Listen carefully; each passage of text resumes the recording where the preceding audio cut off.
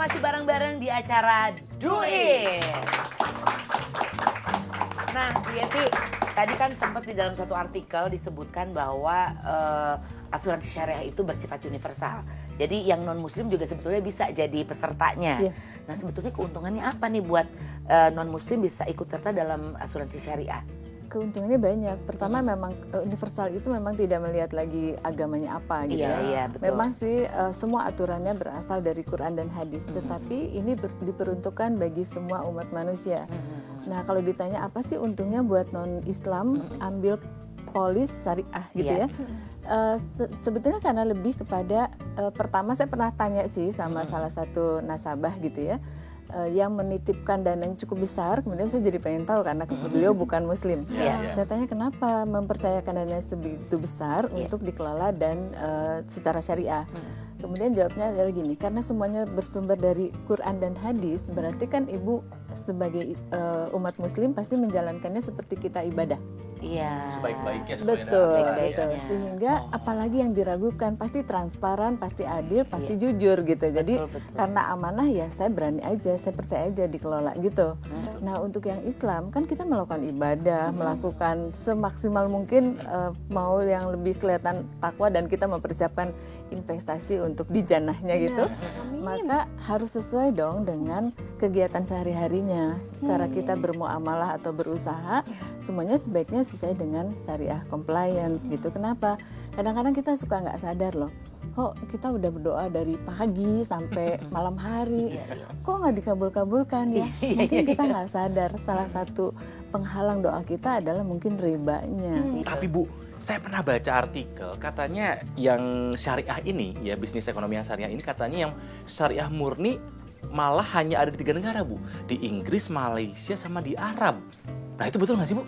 Nggak betul. Nggak betul. Karena perbankan syariah yang paling besar kita kenal adalah awalnya di London. Malah di London ya? London ya? Jadi itu semuanya yang menjalankan mungkin bukan Islam, tetapi semua aturan kan sesuai dengan syariah Islam. Jadi terbebas dari riba, nggak ada ketidakpastian, nggak ada penipuan dan sebagainya. Itu besar sekali, pesat sekali di sana. Tapi kalau dikatakan yang benar itu hanya 3, ya enggak lah.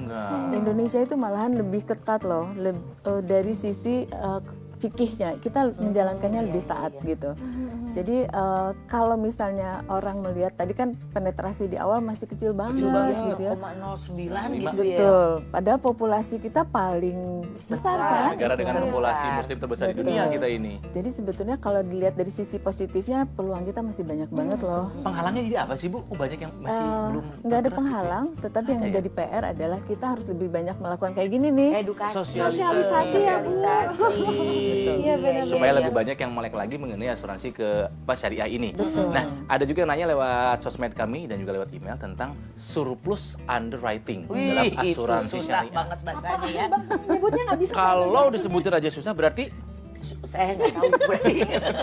surplus underwriting dalam asuransi syariah. Ini gimana nih Bu maksudnya Bu? Iya, dari setiap pengelolaan asuransi itu biasanya kan kita kumpulkan yang namanya kemungkinan kita harus menyediakan dana untuk membayar klaim, gitu kan? Iya. Nah kalau yang non syariah yang membayarkan klaim itu uangnya berasal dari perusahaan. Jadi perusahaan harus standby uang berapa nih untuk bayar klaim, gitu. Iya, iya. Nah sama yang syariah juga bedanya itu bukan uang perusahaan, tapi uang yang sudah dikumpulkan, betul.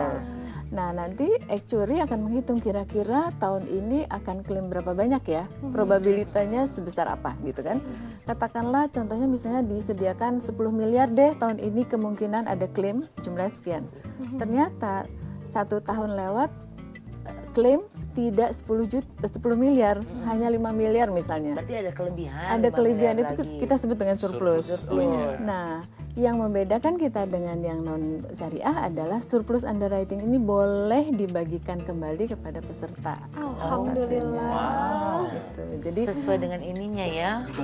jadi ada 3 pilihan. Si pertama boleh dimasukkan lagi ke dana tabaru. Keuntungannya kalau semua masuk ke dana tabaru adalah jadi dana tabarunya banyak kan. Iya, nambah. Kedepannya tuh jauh lebih bagus. Mungkin produknya rate-nya bisa lebih rendah karena udah banyak cadangannya. Atau dibagikan kepada dana tabaru dan para peserta yang berhak. Yang ketiga Bisa juga dana tabaruk peserta dan kami sebagai pengelola dikasih upah lagi gitu. Wow. Jadi adil semuanya Bener-bener buat ya. semua gitu ya Iya. Bu ya. Umat gitu ya Bu betul, ya. betul. Nah tapi kan dari sekian banyak produk perbankan syariah, kita kan jadi suka bingung nih Bu, ini bagus, ini bagus. Nah, Memang cara konsepnya milihnya. sama nih Bu. Betul, cara milihnya. Gimana cara milihnya yang cocok buat kita gimana ya Bu ya? Sebetulnya sih sama, semua perusahaan sama ya, semua asuransi sama. Jadi mau konvensional mau yang syariah sama. Yang pertama kita harus lihat bagaimana kekuatan keuangan si perusahaan tersebut, terdaftar atau tidak di OJK. Itu Iya. nomor satu. Betul. Itu tetap Karena harus diperhatikan. karena diawasi dan harus terdaftar di OJK. Kemudian keuangannya gimana kekuatan keuangannya. Kemudian yang ketiga, apakah perusahaan itu punya kemampuan mengelola yang baik. Kemampuan mengelola yang baik itu bisa dilihat dari RBC, Risk Based Capital. Jadi kemampuan membayarkan kewajiban dalam hal ini klaim. Ada standarnya yaitu 120 untuk yang konvensional, kalau yang syariah akan 120. Nah, kalau di bawah itu berarti perusahaan belum terlalu kuat. Oke. Karena kemampuannya berarti kurang Jadi kan? harus Gitu tahu ya. track record perusahaannya ya, Bu, Betul ya. gitu. Jadi tolong perhatikan itu semua dan kalau yang syariah terutama lihat lagi ada surplus underwriting nggak yang selalu dibagikan. Kalau ada berarti canggih nih ngelolanya Iya, gitu kan. iya, iya, betul. Jadi yang menjadi nasabah banyak, mengelolanya benar sehingga ada kelebihan yang bisa dibagikan lagi kepada pesertanya. Itu semua informasinya transparan ya Bu ya. Kita bisa tahu Transparan, gitu masyarakat. betul. Dan misalnya Mbak Terry punya polis nih, nanti akan dikasih reportnya bahwa tahun ini mendapatkan surplus underwriting berapa dan itu biasanya masuk ke dalam rekeningnya. Transparansi itu Transparannya Ini juga. penting banget. Jadi tidak ada suzon thinking gitu aja ya, Bu, ya. Thinking, bener.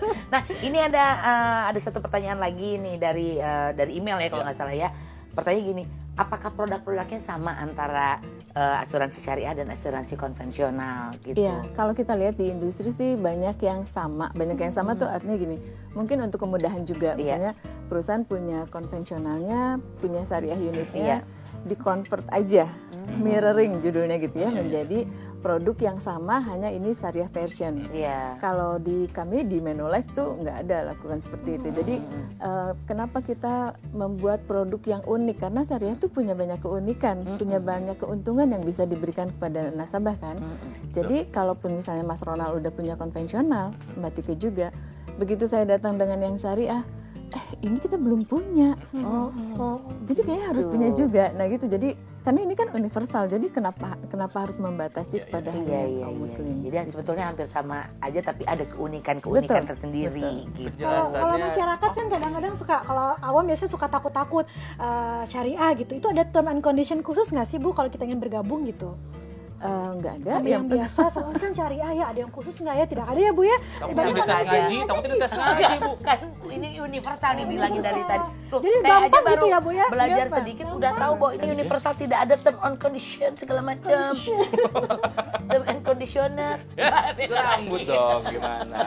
Oke, pemirsa, semoga penjelasan dari Bu Yeti tadi bisa membuat kita lebih tercerahkan mengenai asuransi Iya. syariah. Tapi ingat, kalau sudah tercerahkan, langsung beraksi, Betul. bergabung menjadi peserta asuransi syariah. Ya makanya disegerakan nih kalau misalnya pengen menjadi peserta dari asuransi syariah, ayo segera untuk jadi Betul, pesertanya. dan memang harus ada sinergi yang lebih baik lagi antara pelaku industri dan juga para stakeholdernya Biar supaya teredukasi. semakin banyak orang yang melek mengenai asuransi syariah dan lebih banyak yang menjadi pesertanya. Iya. Ingat, keuntungannya banyak sekali tadi. Yang terutama itu loh, tolong Nyaman. menolong dan bebas dari riba ya Bu Iya, ya. betul. Satu hal lagi, kalau dengan menjadi peserta asuransi syariah, setiap orang akan menjadi andalan bagi orang yang lain. Nah itu.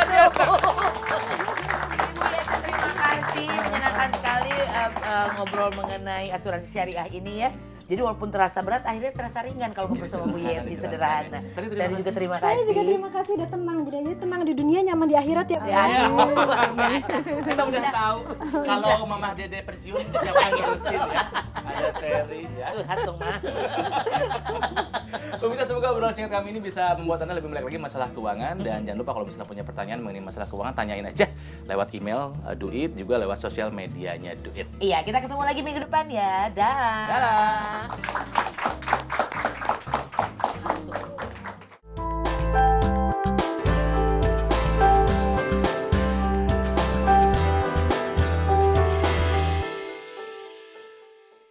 Dipersembahkan oleh